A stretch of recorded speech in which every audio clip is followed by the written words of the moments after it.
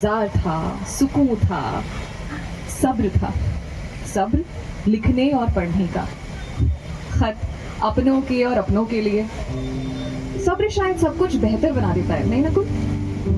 चाहे वो खत हो, चाय हो या चर्चा। तो खतों के जरिए एक ऐसी ही चर्चा हुआ करती थी काफका और मिलेना के बीच। चलिए सुनते हैं। Writing really is a good thing. I'm now calmer than I was 2 hours ago outside on the balcony with your letter. While I was lying there, a beetle had fallen on its back, one step away, and was desperately trying to right itself. I would have gladly helped. It was so easy, so obvious. All that was required was a step and a small shove. But I forgot. I forgot about it because of your letter. Franz Kafka. अपना सिर्फ कुछ दिनों से कुछ गैर, ये खामोशी एक अंधेरे की तरह मेरे तस्वुर पर छा जाती है। कई बार कितनी कितनी देर तक खिड़की में से कुछ दिखाई नहीं देता। कब तुम नजर भरकर मुझे देखोगे और कब मेरी रोशनी मेरी तरफ देखेगी, कब मैं और मेरा तस्वुर रोशन हो। वैसे इमरोज़ा ख्वाब कभी पूरा नहीं हुआ। ताउम्र वो अमृता के इंतजार में उन्होंने फना कर दी। बशीर बद्र की एक मशहूर गजल के शेर में, खुदा की इतनी बड़ी कायनात में मैंने एक शख्स को मांगा, मुझे वही ना मिला। ऐसा हुआ है कभी? खुदा की इतनी बड़ी कायनात में मैंने बस एक शख्स को मांगा, मुझे वही ना मिला। बहुत अजीब है ये कुर्बतों की दूरी भी, बहुत अजीब है ये कुर्बतों की दूरी भी। वो मेरे साथ रहा और कभी ना मिला। इंतजार बहुत डिफिकल्ट होता है ना।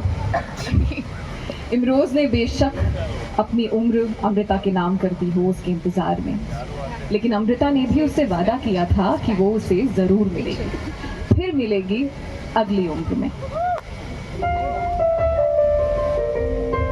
मैं तेनू फिर मिला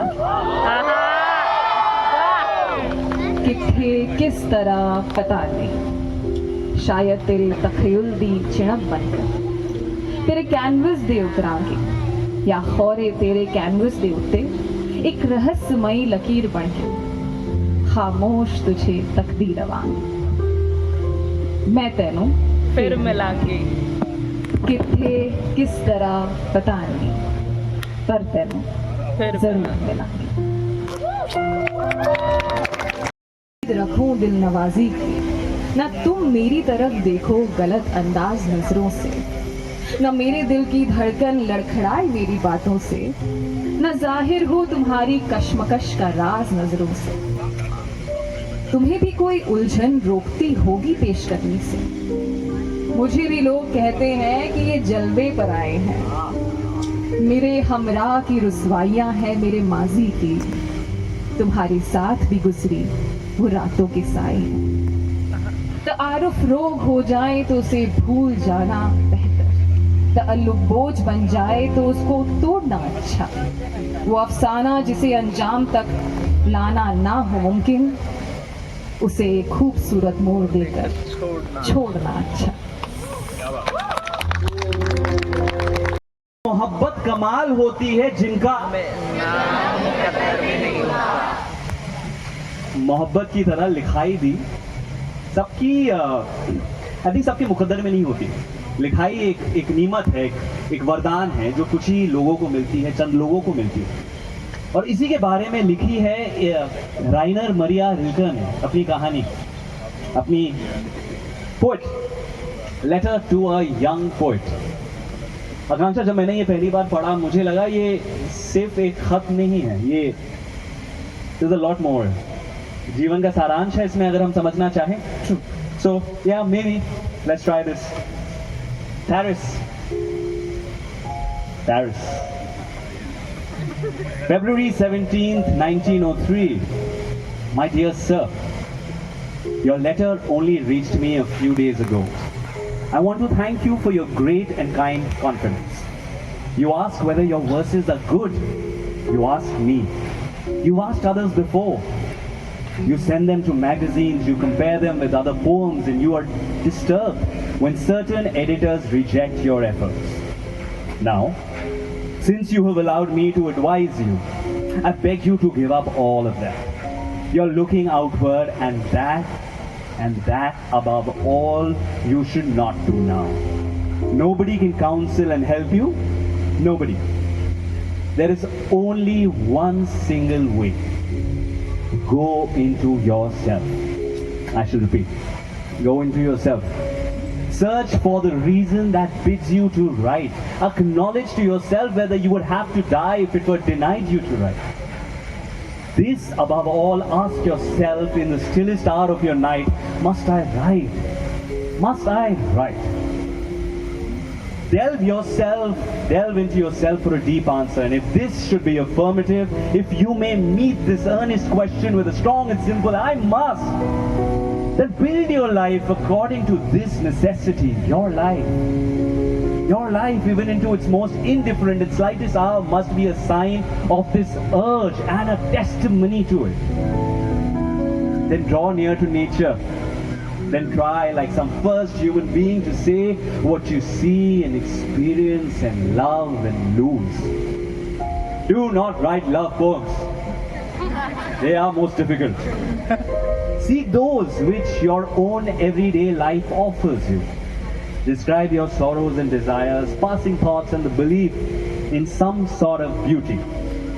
Describe all these with loving, quiet, humble sincerity, and use to express yourself the things in your environment. The images from your dreams, the objects of your memory. If your daily life seems poor, do not blame it. Blame yourself. What more shall I say to you? I only want to advise you to keep growing quietly and seriously throughout your whole development. You cannot disturb it more rudely than by looking outward and expecting from outside replies to questions that only your inmost feeling in your most hushed hour can perhaps answer. Yours faithfully and with all sympathy, Rainer Maria Rilke.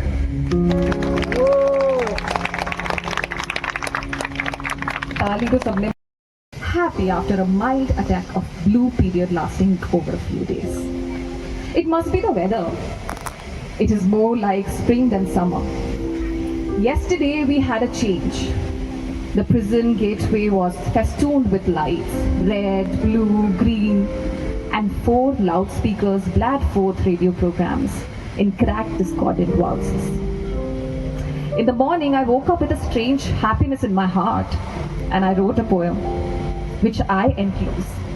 I was astounded to find that it took me hardly any time, and I had practically finished when we went down to breakfast.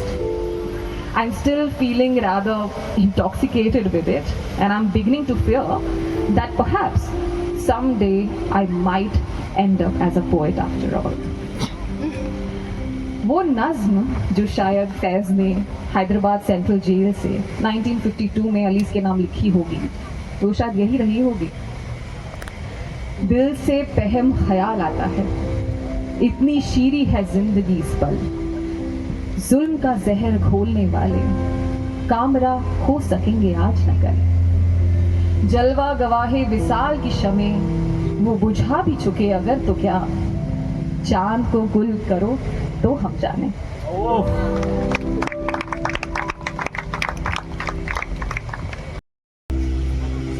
जैसे ही पत्र तुम्हें मिलेगा, मैं जा चुका हूं दूर एक मंजिल की तरफ. मैं तुम्हें विश्वास दिलाना चाहता हूं कि मैं आज बहुत खुश हूं, हमेशा से ज्यादा. मैं यात्रा के लिए तैयार हूं. अनेक अनेक मधुर स्मृतियों के होते और अपने जीवन की सब खुशियों के होते भी एक बात जो मेरे मन में अब भी चुभ रही कि मेरे अपने भाई ने मुझे गलत समझा और मुझ पर बहुत ही गंभीर आरोप लगाया कि कमजोर हूं मैं. कमजोरी का आरोप. आज मैं पूरी तरह संतुष्ट हूं, पहले से कहीं अधिक. आज मैं महसूस करता हूं कि वो बात कुछ भी नहीं थी, ये गलतफहमी थी. मेरे ख्याल और खुले व्यवहार को मेरा बातूनीपन समझा गया और मेरी आत्म स्वीकृति को मेरी कमजोरी। मैं कमजोर नहीं हूं, मैं कमजोर नहीं हूं, अपनों में से किसी से भी कमजोर नहीं। मैं पूरे जोर से कहता हूं कि मैं आशाओं और आकांक्षाओं से भरपूर हूं और जीवन की आनंदमयी रंगीनियों से ओतप्रोत हूं, पर आवश्यकता के वक्त सब कुछ कुर्बान कर सकता हूं और यही वास्तविक बलिदान है। किसी व्यक्ति के चरित्र के बारे में बातचीत करते हुए एक बात सोचनी चाहिए कि क्या प्यार कभी किसी मनुष्य के लिए सहायक सिद्ध हुआ है? कभी प्यार किसी मनुष्य के लिए सहायक सिद्ध हुआ है? मैं आज इस प्रश्न का उत्तर देता हूं, जी हां। प्यार हमेशा मनुष्य के चरित्र को और ऊपर उठाता है। सच्चा प्यार कभी भी गढ़ा नहीं जा सकता, वो अपने ही मार्ग से आता है, लेकिन कोई नहीं कह सकता कब। तुम्हारा भाई भगत। दफन कर दो नफरतें, 7 संदूकों में भरकर दफन कर दो नफरतें। आज इंसान को मोहब्बत की जरूरत है बहुत।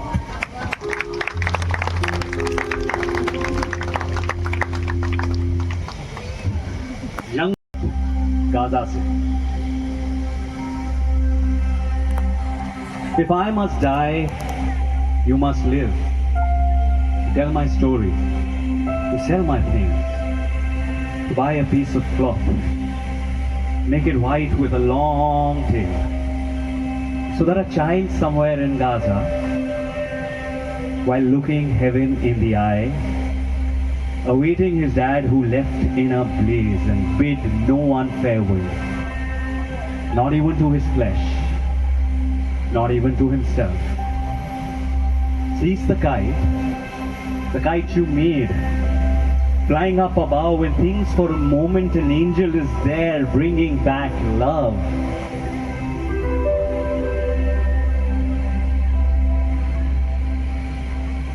If I must die, let it bring hope.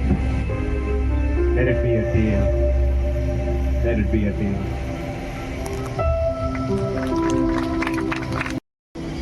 उसका मकसद अपने वक्त को दर्ज करना होता है और खत भी यही करते हैं।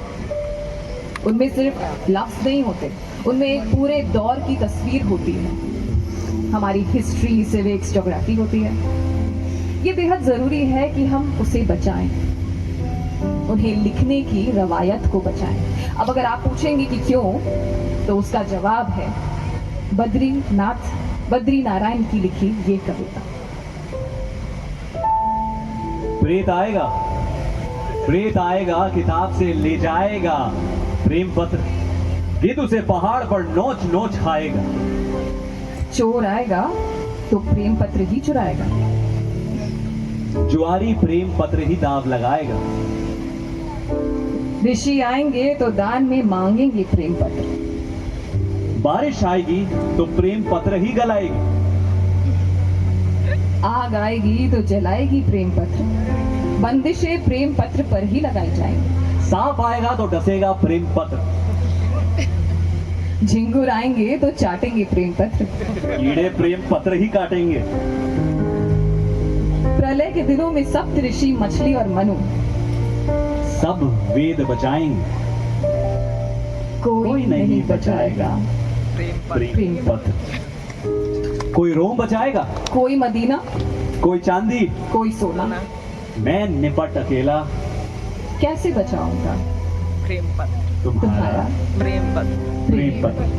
वाह वाह, और बिना चोट किए निकल जाती है। क्या बात। हम सब कुछ स्क्रॉल करते हैं, कुछ भी ठीक से महसूस नहीं करते। ऐसे वक्त में खत जरूरी है, खत लिखने की तहजीब जरूरी है, ताकि सब्र सुकून बचा सके हम।